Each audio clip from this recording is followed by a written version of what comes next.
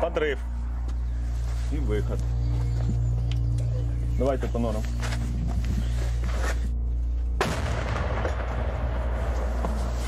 Les positions ukrainiennes sous le feu des séparatistes pro-russes. Dans le Donbass, près de la frontière russe, la tension monte de jour en jour et les heurts se multiplient. À quelques kilomètres de Donetsk, l'une des capitales séparatistes, la guerre semble désormais inévitable. Les soldats se préparent au pire.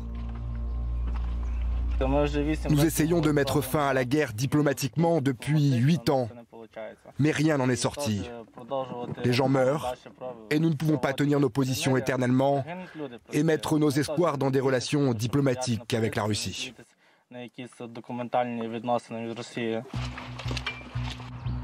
Dans le centre-ville, défiguré par les affrontements, la population, qui vit au rythme des tirs, s'inquiète et ne sait plus quoi faire.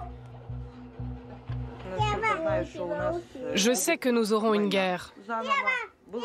Nous avons eu une trêve et ce sera à nouveau la guerre.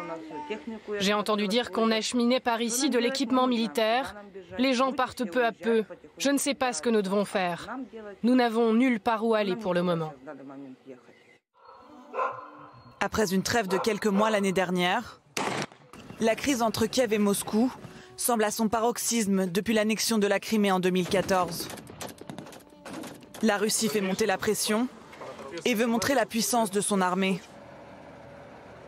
Depuis 3 semaines, alors que des chars s'entraînent en Crimée, d'autres viennent menacer le voisin ukrainien. 100 000 militaires ont été déployés à la frontière. Il s'agit du déploiement le plus massif de soldats russes à la frontière ukrainienne, auquel nous n'ayons jamais assisté.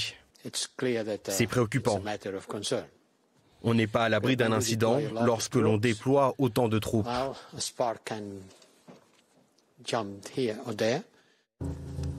Au début de cette nouvelle crise, c'est en chef de guerre que le président ukrainien s'est rendu sur le front pour soutenir ses troupes.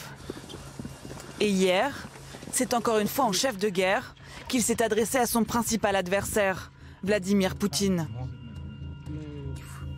Nous ne détruisons pas les autres terres et peuples. Mais cela ne signifie pas que nous allons les laisser nous détruire. Nous n'avons pas peur, car nous avons une armée et des défenseurs incroyables. Monsieur Poutine, je suis prêt à aller encore plus loin et à vous rencontrer dans n'importe quelle partie du Donbass ukrainien où la guerre est en cours. Le président ukrainien réclame en urgence à nouveau l'adhésion de son pays à l'OTAN.